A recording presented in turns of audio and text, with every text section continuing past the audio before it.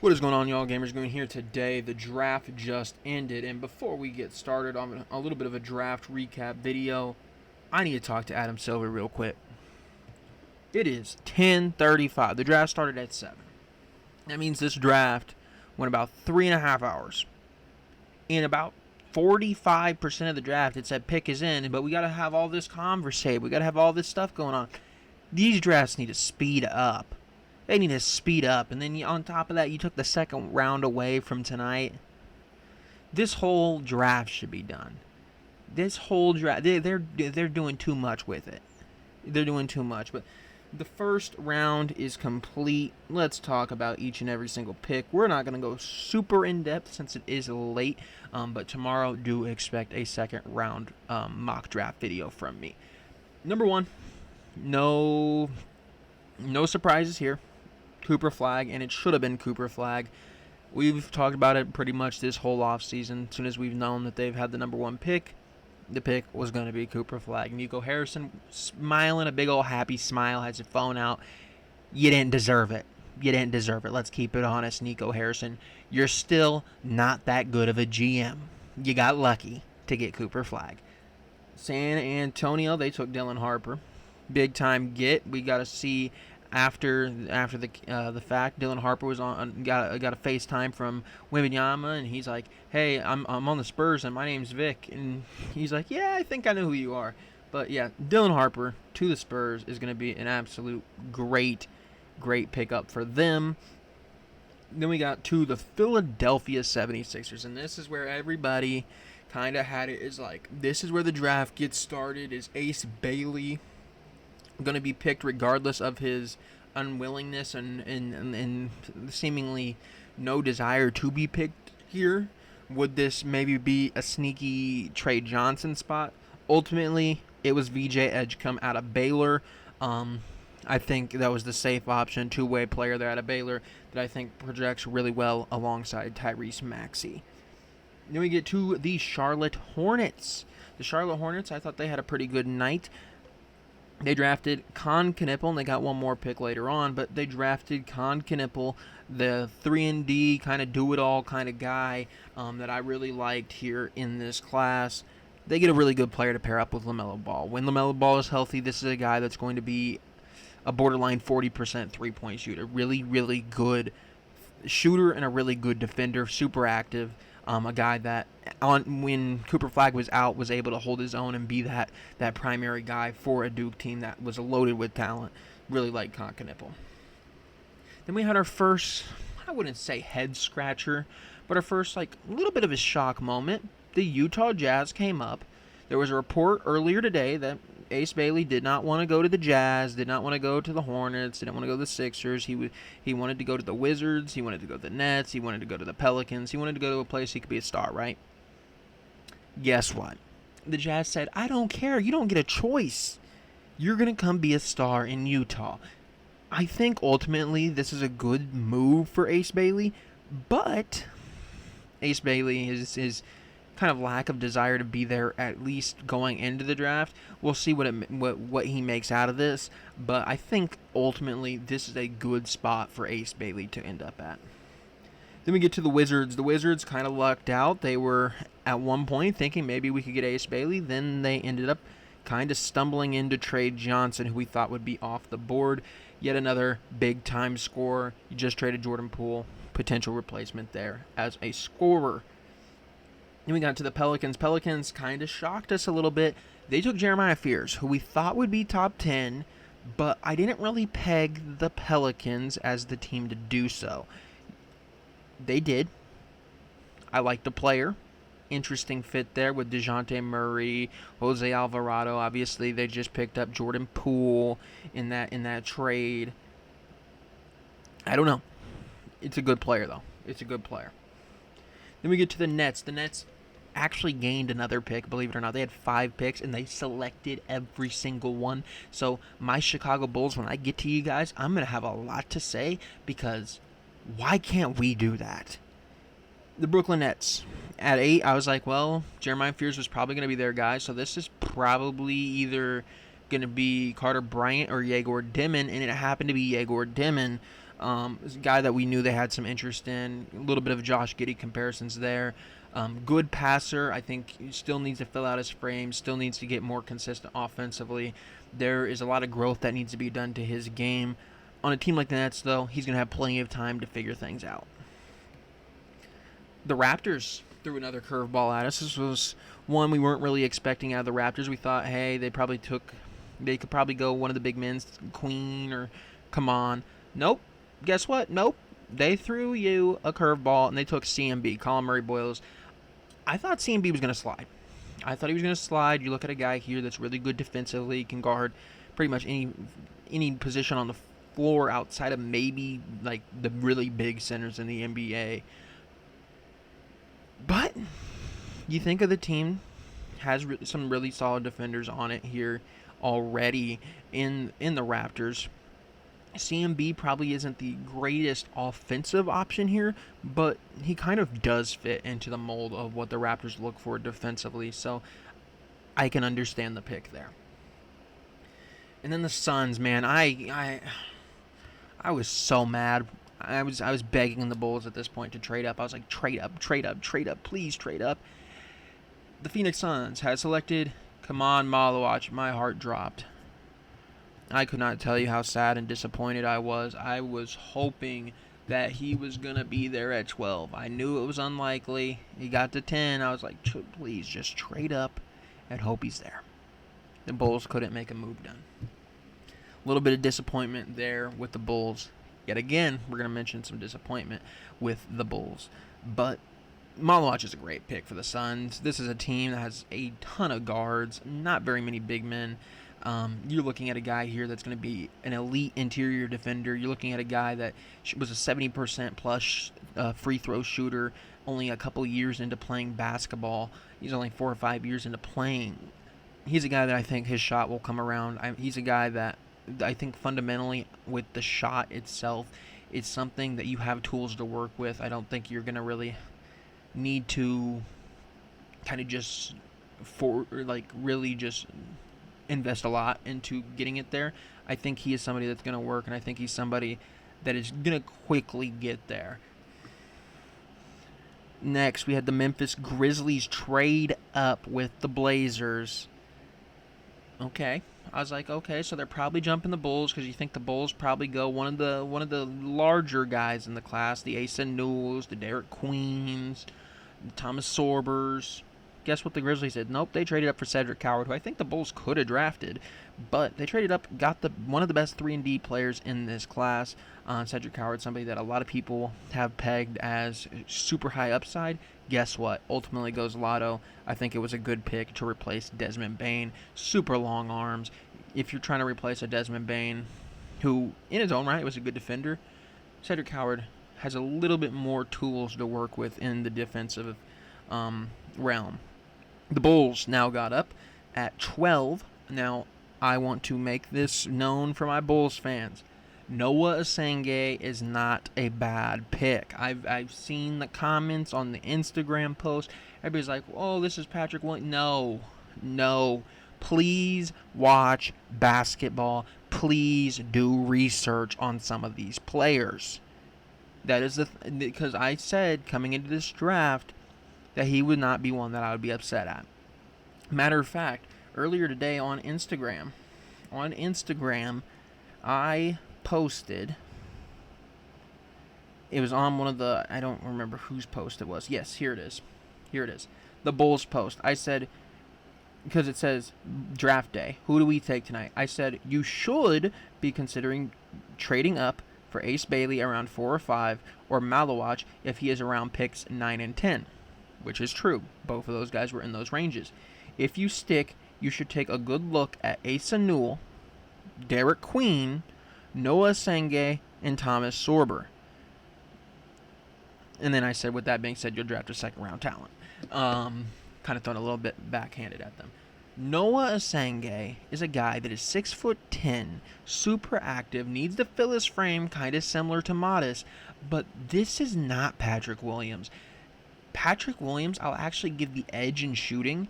Noah Asenge's game right now is not shooting, but he's super active on the offensive side. He cuts constantly.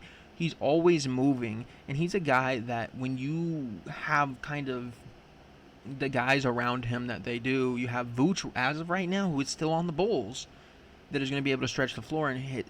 Hopefully, you could bring in another 3-point shooter. Noah Senga is going to be able to attack, find the open spaces, and guess what? Josh Giddey, who's a really good passer, is going to be able to find him. And then the offensive, you're probably looking at about a 10, 12 point per game guy in the first couple seasons of his career. Maybe he can develop that shot and boost that maybe to 16, 18 points per game. But I think the floor here is a lot more than people are giving him credit. I don't think people really understand how active Noah Asenge is when it comes to being just involved. He is always involved on the offensive side because he's making cuts. He was a guy that played with Ben Seraph, who had a lot of creativity and actually was a first-round pick. Now he gets a guy in Josh Giddey, who is another really good playmaking guard. And that's where Noah Asenge really thrives, is with playmaking guards on the offensive end. And then defensively, you look at all the tools he has, super long, lengthy, gets his hands in pass in the passing lanes. He's going to be able to block shots at the next level. The only real thing that I'm concerned about here with this pick is, A, is that shot going to develop, and can he become from just being a solid starter to being like, hey, that guy could be one of like a borderline all-star kind of guy? Or is this just a guy here that is probably just going to be a starting caliber, maybe a bench big at that power forwards position? And then you're looking at, does that shot develop, obviously, but you're also hoping that he can put on a couple more pounds, maybe get up a little bit more than what he is at the moment. But you look at Modest and what he's been able to do in building his body out this offseason. You figure Asenge, get him, not necessarily this season, but next season, get him in a program with Modest and really let those two just bulk up. I think Asenge will make it. I think he'll even have a good rookie year. I don't necessarily think he's rookie of the year or anything crazy, but I do think you'll see probably about 6-8 points per game his rookie year. And the Bulls fans, I think the reason why he got so much hate on the pick was because you have Derek Queen on the board. You had Asa Newell on the board. Let me tell you something. Guess what? This kid, Noah Asenge, is actually taller than Derek Queen. It's just his frame is not as filled out, and he played the power forward position overseas, and he's going to play it in the NBA. He is taller than Derek Queen, though. So for all those Bulls fans that are like, well, you're just drafting another wing and a guy that it's not a big. He's a big. He's 6'10". Asa Newell himself was a guy that we had questions whether or not he'd play center. I just don't see the hate for this prospect here. He's a guy that I'm really excited for in his activity levels off of Josh Giddey. And then also, he is another guy that defensively just really, really stood out at this spot. Then you get to 13, the guy that the Bulls fans wanted, Derek Queen. Derek Queen, you're getting a high-level offensive player here for the Pelicans. Not the defense. That's the problem. That's why I think the Bulls passed on Derek Queen, because you had a Nikola Vucevic that kind of lacked defense at the big man position. But Derek Queen's a very creative big man, good passer. You're looking at a guy here that can put the ball on the ground and create for himself. The Pelicans really got lucky here. He's a good prospect, and I would have been okay with the Bulls taking him. But ultimately, they value defense a little bit more, and I can't be mad at that. But Derek Queen really liked the fit there with the Pelicans next to Zion Williamson. The Spurs, obviously, they took Dylan Harper earlier. Now they took one of the big swings of the draft, Carter Bryant. A lot of people had high hopes for Carter Bryant. Obviously, not very big-time scoring numbers in college, but they thought, hey, he probably can make a jump in the NBA because he has the tools. He's a good shooter. He's really active defensively. Carter Bryant really fits in with a Spurs team that's not going to ask him to do much early on, and he can really find his role. This just made me mad, man. At 15, the Oklahoma City, the rich get richer. The champions of the NBA just got Thomas Sorber.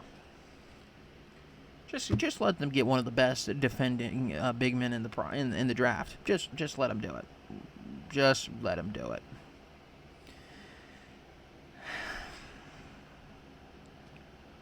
Good pick. I just cannot stand the Oklahoma City Thunder. Just constantly just get these guys right. Then we had a real big shock. A guy that we did not know if he would even go in the first round went 16. Matter of fact, he was not in the green room. He was in the stands, came out of the stands, and walked on down and shook the commissioner's hand, and that is Hansen Yang out of China. Now, this pick is very confusing. My Blazers friends were not happy with it, but looking more into it, this is a guy that is a solid playmaker. He had a little bit of Alperen Şengün and Jokic comparisons. I don't know if those are super accurate, but he's a guy that is a very versatile passing big man that had 3 blocks a game. I think this is what it's saying. Yeah, he averaged 16, 10, 3 blocks, and 3 assists in the CBA. I don't know necessarily what the vision is here next to Donovan Clingan, who's coming off a really good year, blocking shots, doing that type of stuff. Is this a guy that you are hoping can play alongside Clingan? Is this a guy that's behind Clingan? That's the part I'm really confused about. But Hansen Yang is an interesting guy here. Just because you have one of these big men that are kind of getting some interesting comps, and I feel like could be interesting here. So we're not gonna come in here and hate on the Hansen Yang. We don't do that necessarily on this channel. I only hate on my Bulls. I hate on my Bulls because I'm bitter that we are just making poor decision after poor decision. But my Blazers friends weren't happy. But I think we'll have to just wait and see. I think we'll just have to wait and see here with Hansen Yang. Obviously, there's a reason why you'd go out and get him. Maybe they knew something we didn't. Apparently, they've done a lot of work on him over the last 2 years. So we'll see. He's not a guy that I really thought would be in this range, but he is. So we'll see. Next, we had the Minnesota Timberwolves, a guy we did expect to be in this range. Another one of the overseas centers, and that is Jean Beringer out of France. He's going to be on the Timberwolves. They need to back up big long term. They need to really start thinking about adding depth because they're going to have to start paying guys. One of the positions they're going to start needing depth at is that big man position. So Beringer is a guy here that is going to have a limited time, but a little bit of time to sit and develop behind Rudy Gobert, depending on what other bigs they have back next season. He'll have a little bit of time to figure things out, but he is going to be a guy in the next 2 or so years that he's going to need to be ready. Next, we got the Jazz. The Jazz ended up trading for this pick, and they took Walter Clayton. Walter Clayton. Pretty good draft here, if you ask me. You walk out with Ace Bailey, who might or might not want to be on your team, but you walk out with Walter Clayton, probably one of the better guard prospects, a little bit older, a little bit undersized, but a true winner. You saw him do it at Florida. He's a big-time three-point shooter. He's a guy that really does a lot well, nothing elite, but he is a guy that can go out and score the rock like crazy. Now, I do have some questions here. Keontae George, Isaiah Collier on the team. Those are questions that are going to obviously be answered later in the offseason, or potentially guys that are just going to be playing alongside Walter Clayton. But Walter Clayton here, I think the Jazz really believe in him. Nets. The Nets took Nolan Traore. We talked about Nolan Traore as a potential guy that would have been in the top 10 earlier on if you did like the really early mocks and stuff like that, because he was one of the best guard prospects that was thought to be in this class, and then he had a really down shooting year. He goes to a team in the Nets that, let's be honest, they should not expect to be super competitive next year. They have 5 rookies on their team. I don't know how many of them will start. I don't know how many of them will get rotational minutes, but they're not a team that necessarily has a huge expectation for next year. Nolan Traore will get in there. He'll have time to kind of figure some things out. A good pick there with a lot of upside. Then you get the Miami Heat, and I thought the Miami Heat got a home run. I was sitting there, I was like, well, when's Kasperi Shakashonet's going to go? The Illinois guard, obviously, you know, I'm a big fan of him and Will Riley because guess what? I'm an Illinois fan. Grew up in Champaign. Kasper Shakashonis went to the Heat, and this is what I said. I think this is a great situation for both sides. You look at Kasper Shakashonis, who was on most big boards a borderline top 10 pick. The Heat get a borderline top 10 pick, a guard that they probably didn't think they would get, because we were kind of talking about the Nolan Traores, Walter Clayton's with them. Those guys went ahead of Yakashonis, and you get a Heat team here with Erik Spoelstra, who is a really good coach that has a borderline top 10 talent at the guard position that he can really tap into. Really good playmaking guy as well. You figure, hey, he's with Bam Adebayo, Kelly Oubre. Those are guys that you figure pick and pop, pick and rolls would go really well with Kasper Shakashonis, where he really succeeds in those situations. So I think this is a great situation for both sides. I think both sides should be extremely happy about it. Next, we get the Washington Wizards. They drafted Will Riley. It's a little bit interesting here for me to see the Wizards take Will Riley, because you have a Wizards team here that obviously they took Trey Johnson earlier, who is theoretically also a scorer. Will Riley is a really good player, though. Will Riley, like I've been saying, to me, he was the more aggressive of the two between him and Kasper Shakashonis, because you look at Will Riley, he's a thinner frame. He's not the bulkiest of guys, none of that, but he'll go to the rim aggressively. He'll finish through contact even. He'll hit the big three here and there. I think all around he's just going to be a scorer, a really big-time threat. And if you're on a team like the Wizards that are really just needing scoring, if he hits and if Trey Johnson hits, I think you had a really, really good night. Two very high upside guys, in my opinion. Then the Brooklyn Nets at 22 took Drake Powell. Drake Powell, a guy that I thought the Bulls might be interested in. Guess what? No, they can't even be. But a really good defensive prospect. A guy that will also project probably to be a 3-and-D guy as well, with some upside in him. But a really good defensive player right out the bat. Just the Nets just loading up on guard / Drake Powell is a small forward, but I mean he's not super. I think he's like 6'7", but loading up on non-bigs. Let's put it at that, non-bigs. Then the Atlanta Hawks drafted Asa Newell. So let me put this into perspective. They had Derek Queen in their laps. They traded it. Everybody's like, why did you trade away Derek Queen? He would have been great. They got an extra first-round pick, and they got Asa Newell, who, in my opinion, would have been an option at 13. He's a good shooter. You look at the defense, it's better than Derek Queen's. He's a good roller, lob threat. Put him next to Trae Young. Asa Newell here is a steal. I was begging the Bulls in the 20s to trade up when Asa Newell was still on the board. And guess what? Once we finish up with these 30 picks, I will also tell you there's one more guy on the board right now. I'm begging the Bulls, please get your hands off, or stop sitting on your hands.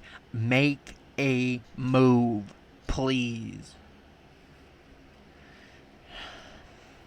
Chicago, man, one of the most frustrating teams. They're really frustrating. I like your pick in Noah Senge, but there's guys that are falling, and you're just not making moves, man. I just want one or two of these guys that are just falling into your lap, and everybody else seems to get one. Like Nick Clifford here at 24, another guy I expressed interest in.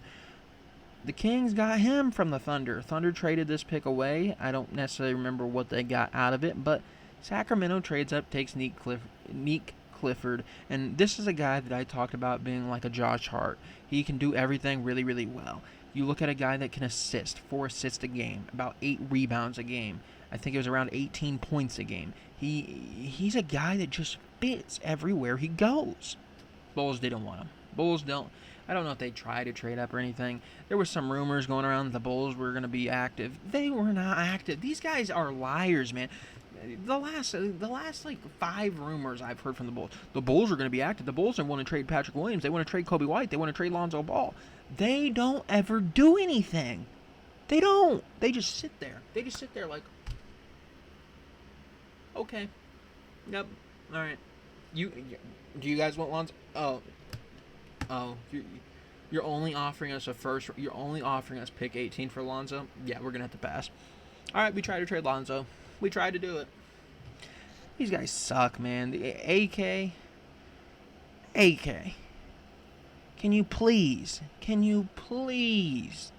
trade up? We'll get to it at the end, but please trade up. Please trade up into the third or the second round for the 31st pick, please.